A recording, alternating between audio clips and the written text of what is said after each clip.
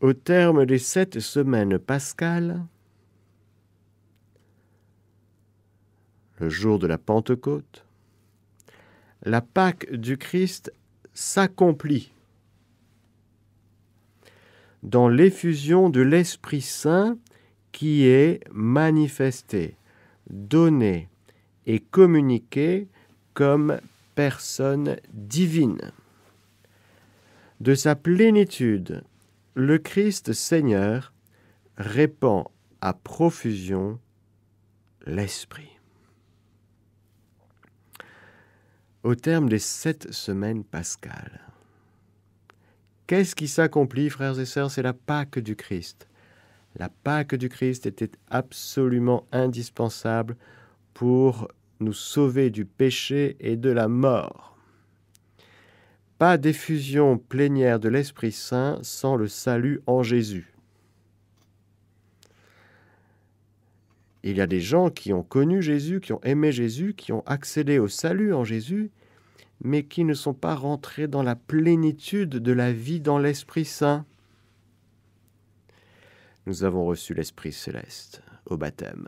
Et si nous avons reçu cet Esprit, c'est pour en vivre, pour que cet Esprit Saint, personne divine, puisse déployer tout ce qu'il veut.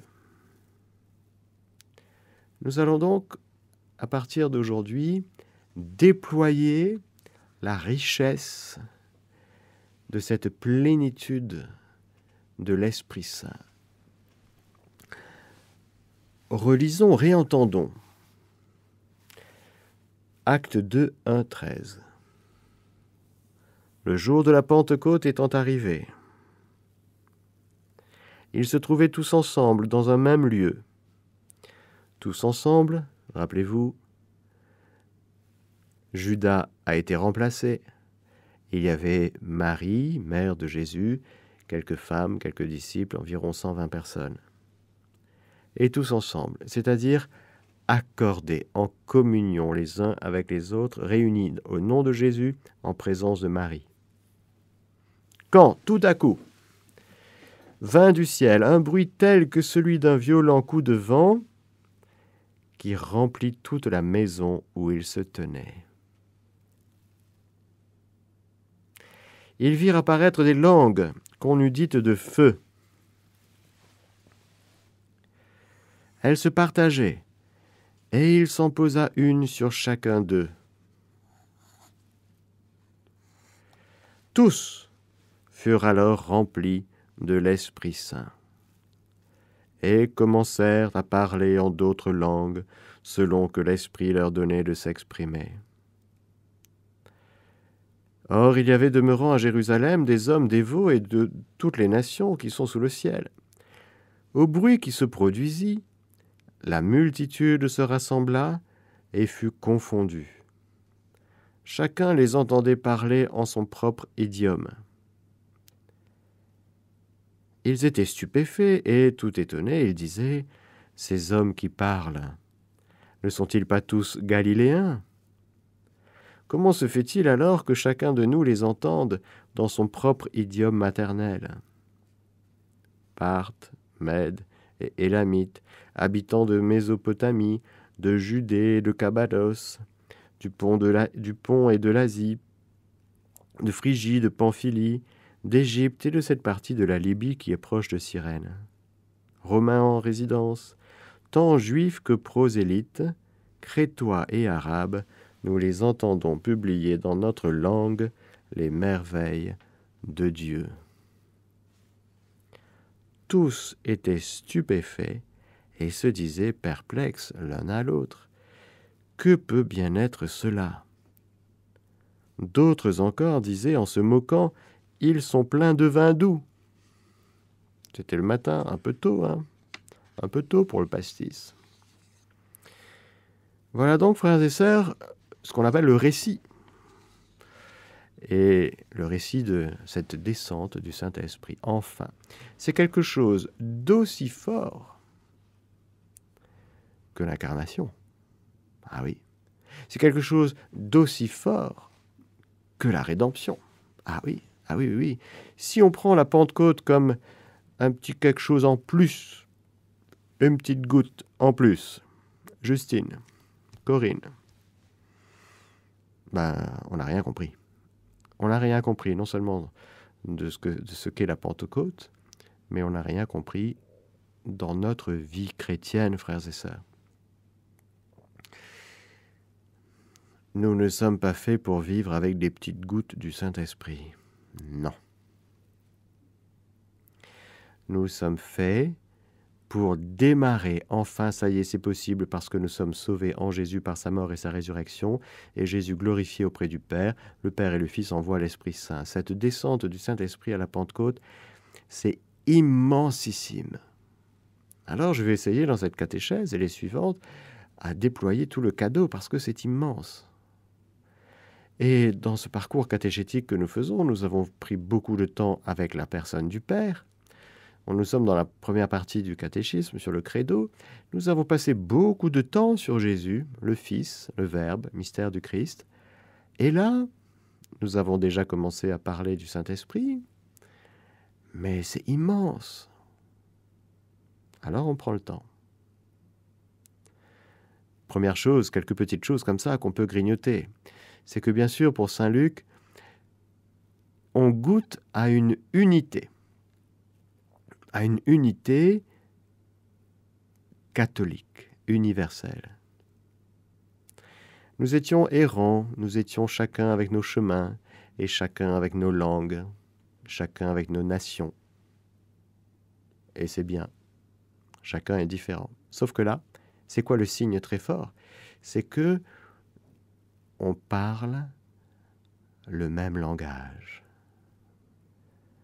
La langue, vous savez, c'est très important, la langue, et notamment la langue maternelle.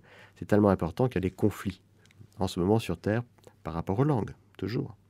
Il y a des ethnies qui parlent certaines langues, d'autres, et ça peut être compliqué par rapport à la langue. Et quand il y a des personnes qui veulent parler une langue et qui sont restreintes par des gouvernements qui ne veulent pas qu'ils parlent cette langue, ça fait des bagarres, ça fait des guerres même. On se bagarre en raison de la langue. Tellement c'est important, la langue maternelle. Là, frères et sœurs, chacun a sa langue maternelle. Et d'un coup, avec cette effusion du Saint-Esprit, c'est comme le signe d'une nouvelle langue maternelle que le ciel nous donne. L'Esprit Saint va nous enseigner du dedans à parler, à nous rejoindre les uns les autres. C'est un langage tout à fait nouveau. On va se comprendre, on parlera le même langage. Saint Paul dira plus tard ces choses. Mais là, c'est le début, ça y est. L'Esprit Saint est donné, chacun a une langue de feu sur sa tête. Des langues qu'on nous dit de feu. Et il y a en même temps cette unité très profonde. La Pentecôte, et puis il y avait Babel, rappelez-vous. Quand on ne s'entend pas, quand on n'arrive pas à s'entendre, on fabrique des tours de Babel. C'est-à-dire qu'on essaye de se hisser vers le ciel, de se hisser vers Dieu, mais chacun a sa tour de Babel. Chacun a sa religion. Chacun a ses constructions. Mais on ne se rejoint pas. On collabore. On fait des choses ensemble, mais on n'est pas vraiment ensemble. Là, l'Esprit Saint à la Pentecôte, il va donner une unité tout à fait particulière, qui est l'anti-Babel, l'anti-tour de Babel. C'est l'Église. L'Église, une sainte catholique et apostolique, qui naît à la Pentecôte. Elle a été conçue à la croix, et la voilà qui naît aujourd'hui, en ce jour béni de Pentecôte. Nous assistons à un très beau bébé. C'est le corps du Christ. Visité profondément, puissamment, par ce souffle. Tout à coup vint du ciel un bruit tel que celui d'un violent coup de vent. Ça y est, le souffle. il y avait le souffle créateur dès le commencement. Il y a eu ce souffle, on en a déjà parlé plusieurs fois, dans toute l'histoire sainte. Dieu n'a cessé de souffler. Tu envoies ton souffle, ils sont créés. Tu retiens ton souffle, tu envoies ton souffle. Et voilà qu'il y a ce vent, signe très fort de l'action de Dieu, une action puissante. Voilà donc, frères et sœurs, le début. La Pentecôte, encore une fois, c'est immensissime. Le catéchisme nous dit ceci, au paragraphe 732. En ce jour est pleinement révélée la Trinité sainte. Depuis ce jour, le royaume annoncé par le Christ est ouvert à ceux qui croient en lui. Dans l'humilité de la chair et dans la foi, il participe déjà à la communion de la Trinité sainte. Par sa venue, et elle ne cesse pas, l'Esprit Saint fait entrer le monde dans les derniers temps, le temps de l'Église, le royaume déjà hérité, mais pas encore consommé. Et de citer cet extrait du Tropère des Vêpres de Pentecôte dans la liturgie byzantine, nous avons vu la vraie lumière, nous avons reçu l'Esprit céleste, nous avons trouvé la vraie foi, nous adorons la Trinité indivisible, car c'est elle qui nous a sauvés. Troisième personne de la Sainte Trinité. Il y avait le Père, il y a eu le Fils, il y a maintenant l'Esprit Saint. Nous allons voir qu'il ne faut jamais séparer l'Esprit Saint du Père et du Fils. Et ce n'est pas l'ère de l'Esprit Saint qui serait déconnectée de l'ère du Père, du Fils. Non. Mais c'est un temps nouveau. Ce sont les derniers temps qui commencent. Et nous allons voir dans cette série de catéchèses en quoi consiste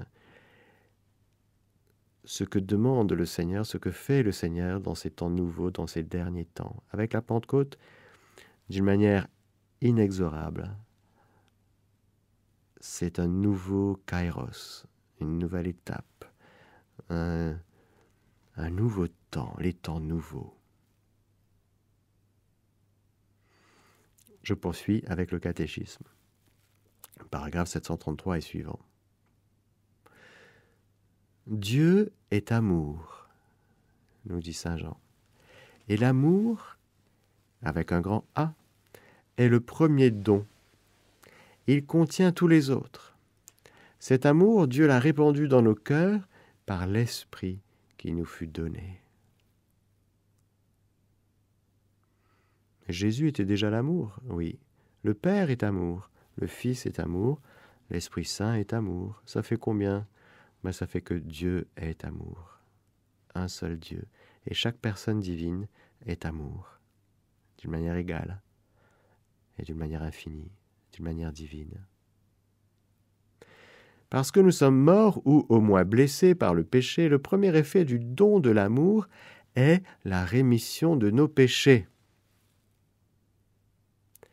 Il fallait donc, encore une fois, j'insiste, que Jésus meure et ressuscite et qu'il soit glorifié, car comme dit saint Jean dans son évangile, il n'y avait pas encore d'esprit parce que Jésus n'était pas encore glorifié.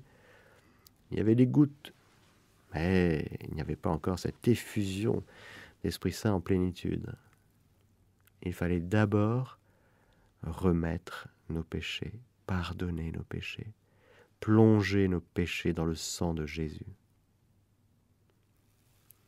C'est la communion de l'Esprit Saint qui, dans l'Église, redonne aux baptisés la ressemblance divine perdue par le péché. Quel long chemin, frères et sœurs, pédagogique, dès le soir de la chute jusqu'à maintenant.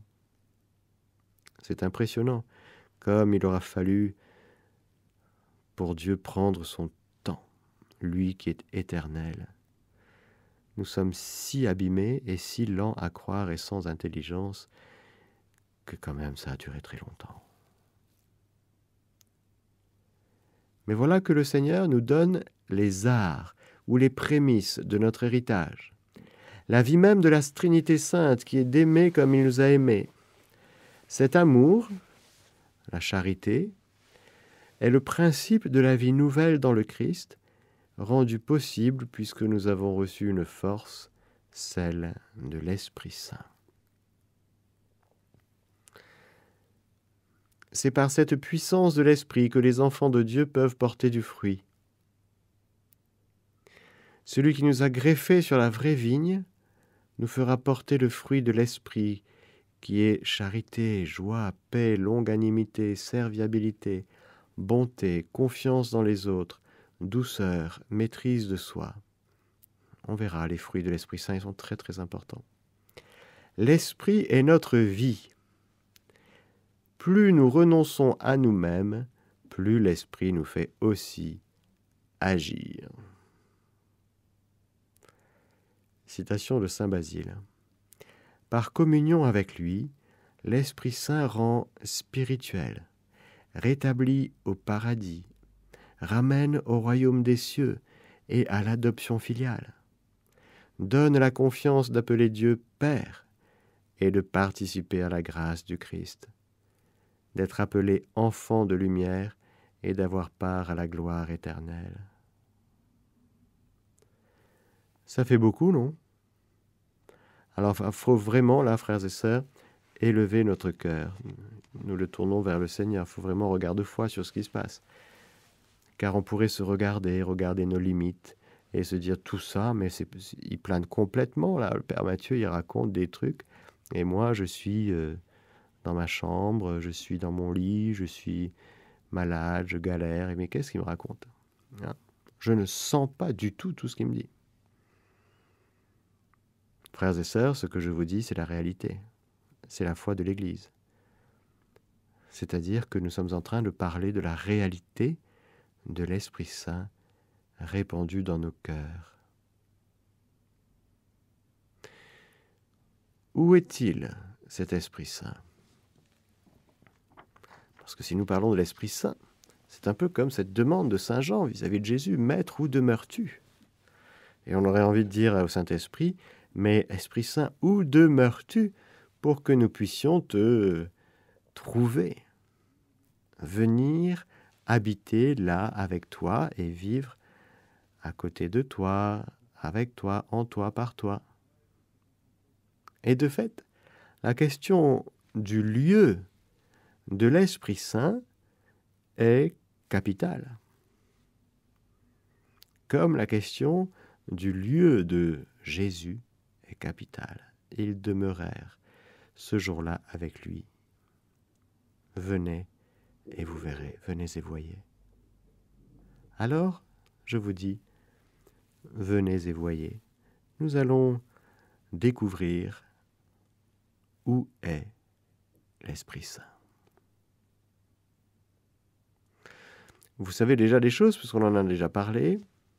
L'Esprit Saint dont nous parlons, il est dans le Christ. Celui sur qui tu verras l'Esprit descendre et demeurer, avait dit le Seigneur à saint Jean-Baptiste, c'est celui-là qui baptise dans l'Esprit Saint et le feu. Toi, Jean-Baptiste, tu as baptisé avec de l'eau. C'était bien. C'était dans l'ordre de la providence. Mais là, on passe à un baptême nouveau.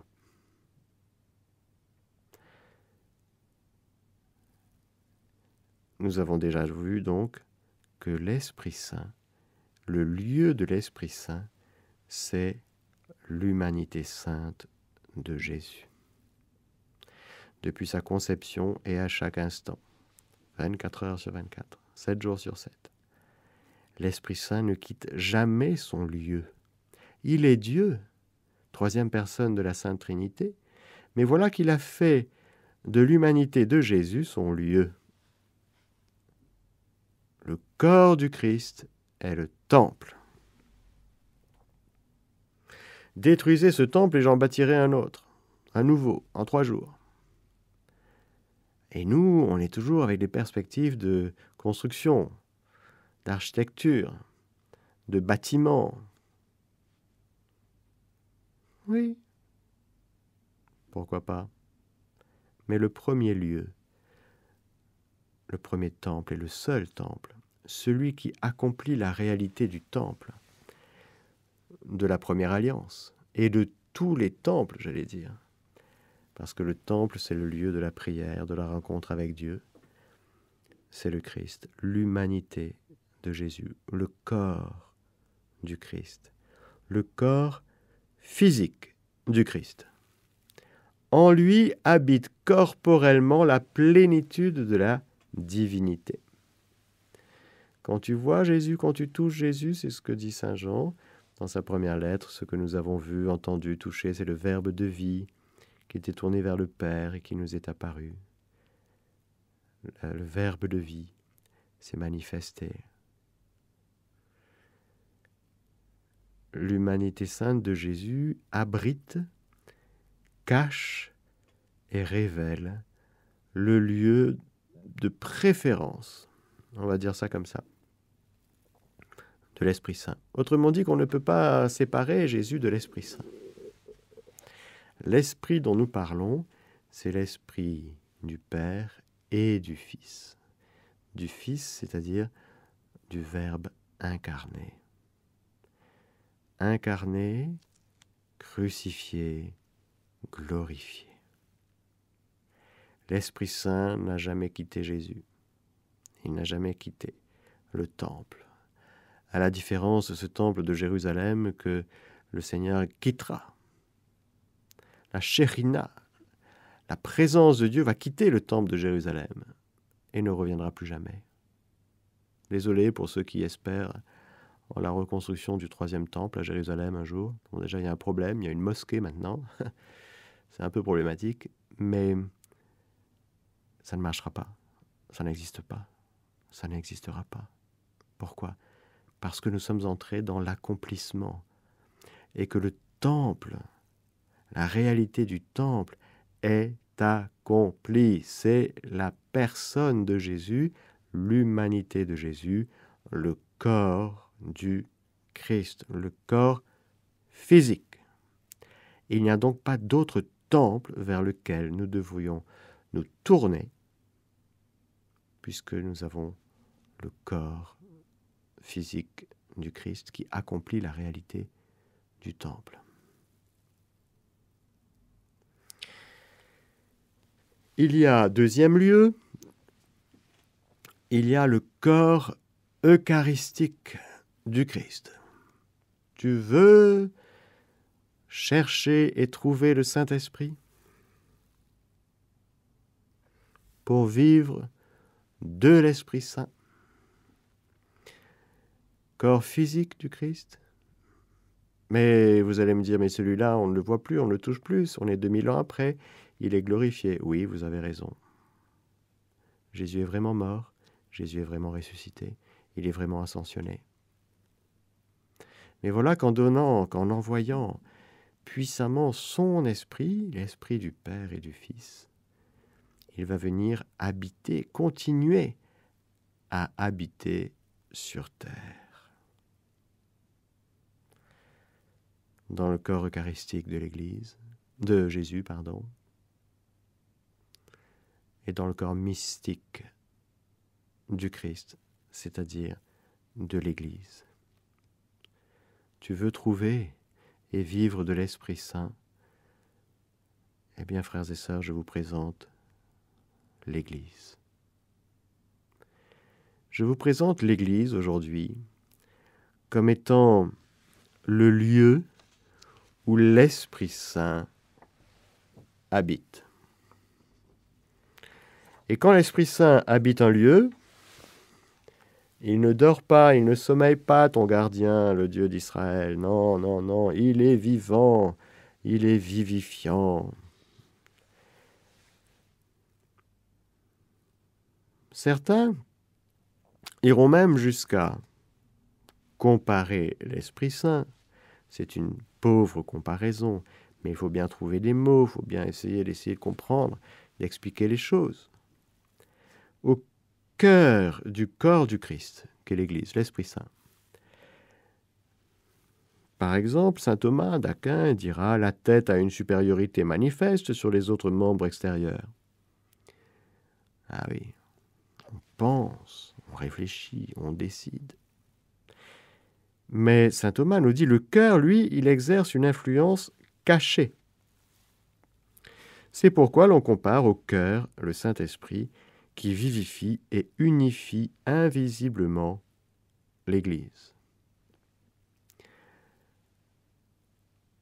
Le cœur, comme étant cet organe qui pulse, qui fait vivre, qui irrigue. Quand le cœur est malade, vous savez bien, on ne va pas bien. Mais quand le cœur va bien, on va mieux. Alors, si on peut comparer le Saint-Esprit au cœur du corps du Christ, qu'est l'Église, eh bien l'Église, elle va toujours bien. Le cœur va toujours bien. Ah, peut-être qu'il y a tel ou tel membre qui ne vont pas bien. Ça, oui. Ouh, pas très en forme. Mais le cœur va bien. Le cœur va toujours bien. Davantage que le cœur, la comparaison avec l'âme et le corps, a souvent été prise pour dire que l'Esprit Saint est l'âme de l'Église. Pie XII, dans son encyclique Mystici Corporis, dira ceci.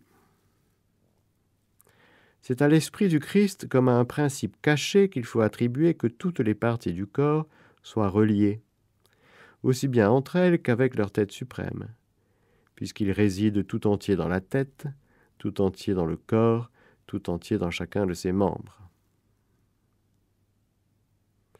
En effet, frères et sœurs, on ne peut pas localiser l'âme, vous savez. Les philosophes se sont posés la question, mais notre âme, elle est où? Est-ce qu'elle est dans notre pied? Est-ce qu'elle est dans notre tête? Est-ce qu'elle est dans nos mains? Est-ce qu'on peut situer géographiquement, avec notre anatomie, où est l'âme? Eh bien non, on ne peut pas situer l'âme. Elle ne réside pas dans un membre en particulier. Elle est le principe vivifiant. Elle est partout. Elle est aussi bien dans la tête que dans la main, que dans le pied, etc. On ne peut pas localiser, géolocaliser, comme on dit aujourd'hui, l'âme. Elle échappe à la localisation. Elle est partout, dans le corps. Lumen Gentium, au paragraphe 7, c'est un document du Vatican II, nous dit ceci. Pour que nous puissions nous renouveler en lui sans cesse, il nous fait part de son esprit qui, étant unique et le même dans la tête et dans les membres, vivifie le corps entier, l'unifie et le meut. Si bien que son action a pu être comparée par les saints-pères à la fonction que remplit dans le corps humain le principe de la vie, c'est-à-dire l'âme. Si vous voulez recevoir l'Esprit Saint, écoutez-moi, mes frères. On appelle âme l'esprit qui fait vivre tous les hommes. On appelle âme l'esprit dont vit chacun d'eux. Or, vous voyez ce que fait l'âme dans le corps. C'est elle qui donne la vie à tous les membres. Elle voit dans les yeux, entend par les oreilles, flaire par le nez, parle avec la langue, travaille avec les mains et marche dans les pieds. Elle est dans tous les membres pour leur communiquer la vie. Et en communiquant la vie à tous, elle donne à chacun d'accomplir sa fonction particulière. Aussi, n'est-ce pas l'œil qui entend, ni l'oreille ou la langue qui voit, ni l'oreille, encore, ou l'œil qui parle. Tous ces organes vivent néanmoins. L'oreille vit comme la langue, les fonctions sont différentes, mais la vie est commune. Ainsi en est-il dans l'Église de Dieu. Il est les saints en qui elle fait des miracles, Il en est d'autres par qui elle annonce la vérité. Dans ceux-ci, elle garde la virginité. Dans cela, la pudeur conjugale. Chacun d'eux a son don, sa fonction spéciale, mais tous ont la même vie. Ce que l'âme est pour le corps humain, l'Esprit Saint l'est pour le corps du Christ ou l'Église. L'Esprit Saint fait dans toute l'Église ce que fait l'âme dans tous les membres d'un même corps. C'est une citation de saint Augustin. Je pense, sans me tromper, que le pape Léon XIV doit beaucoup aimer ce passage. Voilà donc l'Esprit Saint que nous commençons à épier. Nous le découvrons d'abord comme le cœur ou l'âme du corps du Christ qu'est l'Église.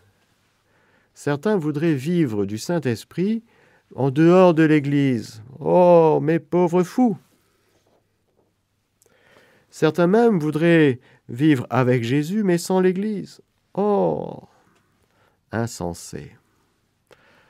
Pourquoi veux-tu séparer le Christ et l'Église? Pourquoi veux-tu séparer l'Esprit Saint et l'Église? Ce n'est pas possible, puisque l'Église que tu rejettes, elle est vivifiée par l'Esprit Saint. C'est là que l'Esprit Saint habite. Alors, bien sûr, encore une fois, les membres de l'Église sont pécheurs et limités, et ne sont pas tous les jours, 24 heures sur 24, 7 jours sur 7, complètement et 100% vivifiés par cet esprit dont nous parlons, certes. Mais l'Église en tant que telle, en tant que fondée par Jésus, c'est lui-même, avec son esprit, qui va vivifier cette Église.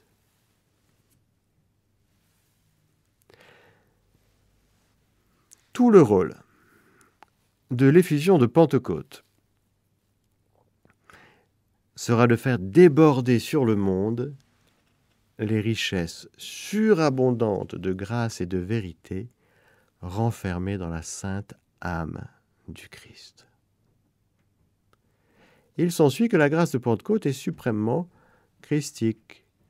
Et pour reprendre un terme du cardinal Journet, que j'aime beaucoup, Christo-conformante. Dans le catéchisme, au paragraphe 798, il nous est dit ceci. L'Esprit Saint est principe de toute action vitale et vraiment salutaire en chacune des diverses parties du corps. Il opère de multiples manières l'édification du corps tout entier, c'est-à-dire de l'Église. Voyons comment le Saint-Esprit travaille. Il prépare l'Église de loin. À travers la sainte humanité de Jésus, notre Sauveur, il envoie jusqu'au sein des ténèbres les plus épaisses les premiers rayons de sa grâce. L'Esprit Saint travaille pour illuminer les intelligences, pour leur apporter les premières clartés de la foi, les disposer à accueillir en temps voulu la plénitude du message de son Église enseignante. S'il y a des gens en ce moment qui demandent le baptême et on ne sait pas d'où ils sortent, on s'en réjouit. Même certains disent, on n'a rien fait pour qu'ils rentrent, ils arrivent. C'est comme un signe du travail de l'Esprit, qui travaille aussi pour réchauffer les cœurs, les purifier, les préparer à recevoir ultérieurement les grâces de consommation qu'il ne donnera que dans les sacrements, notamment dans l'Eucharistie. Mais avant même le premier des sacrements, qu'est le baptême, frères et sœurs, heureusement, l'Esprit Saint travaille. Par le sacrement du baptême, nous devenons membres de l'Église. Membres à part entière. C'est la porte. On n'était pas chrétien et on le devient par le baptême. C'est pourquoi vous avez remarqué que la liturgie du baptême commence dehors. Parce que on arrive païen. Quel nom avait choisi pour être enfant, etc. Que demandez-vous à l'Église de Dieu? Le baptême ou la foi, etc., etc. On commence dehors. Et puis on entre. Ce n'est pas un hasard. C'est pour marquer précisément que si vous êtes arrivé jusqu'au parvis de l'Église, c'est déjà que l'Esprit Saint a travaillé vos cœurs. Et c'est passé par toutes sortes de choses. Ah, peut-être que vous avez écouté Radio Maria, vous étiez dans une voiture, vous avez appuyé sur Radio Maria, et puis il y a quelque chose qui vous a touché, vous avez cheminé, vous avez entendu, vous avez lu un verset dans la Bible, vous avez entendu un chrétien vous témoigner de sa foi, de sa joie. Bref, le Seigneur est passé par toutes sortes de chemins, d'intermédiaires, de médiateurs pour vous toucher, pour vous rejoindre, pour toucher votre intelligence, pour toucher votre cœur, la dimension affective aussi de votre vie. Tout cela, le Saint-Esprit a préparé de loin. Le Saint-Esprit aussi, par rapport à l'Église, garde l'Esprit Saint dans son unité constitutionnelle. Nous avons entendu le passage de la Pentecôte où précisément, d'emblée, l'Église qui naît, elle est une, elle est unie. Il y aura certes beaucoup de diversité. Il y aura beaucoup de diversité de rites, de manières de célébrer le Seigneur. Mais il y a une unité constitutionnelle. L'Église est une. L'Église du Christ est une. Et bien sûr, l'Esprit Saint va travailler à garder cette unité. L'Esprit Saint va travailler le cœur des hommes pour que cette unité constitutionnelle perdure dans le temps. Et ce sera une grande blessure que de se trouver avec, comme on dit, les frères séparés, nos frères protestants. C'est trop dommage. Avec nos frères orthodoxes, c'est trop dommage. Il y a trop de désunion. Et tous ces manques d'unité nous font souffrir et nous font prier pour qu'on puisse, et j'en suis sûr, ça va arriver, frères et sœurs. Pourquoi? Parce que Jésus a prié pour l'unité, donc il est exaucé. Mais comme le cœur de l'homme est dur, lent.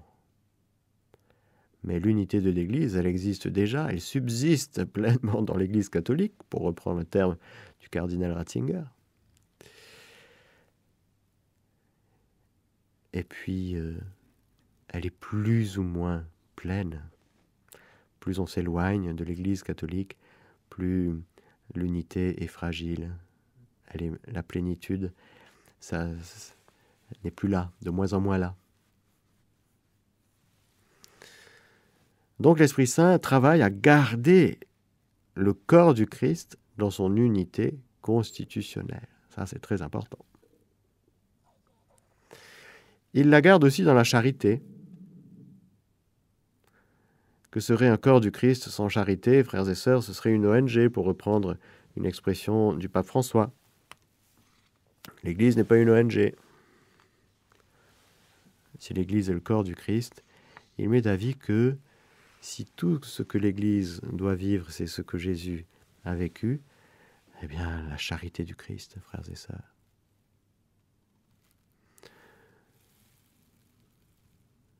Le lien par excellence qui unira ses membres ne sera pas la simple convergence vers un bien temporel des volontés humaines. Ce ne sera même pas une convergence d'opinion. Ah ouais, les cathos de droite, les cathos de gauche, les tradis, les progressistes, gna gna gna. Ah, nous, mais qu'est-ce qu'on aime les catégories?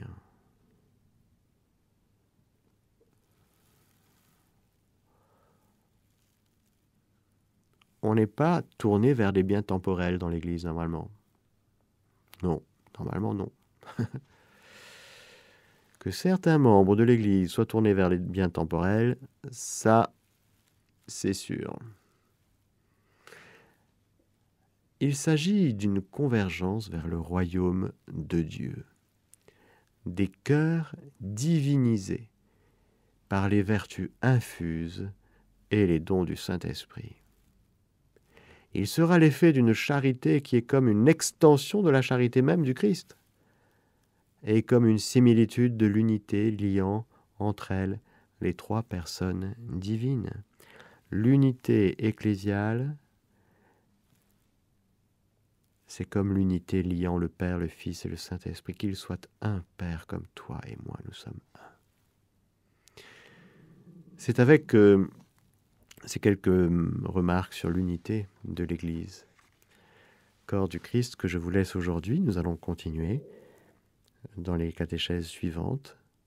Que le Seigneur Tout-Puissant vous bénisse, le Père, le Fils et le Saint-Esprit. Amen.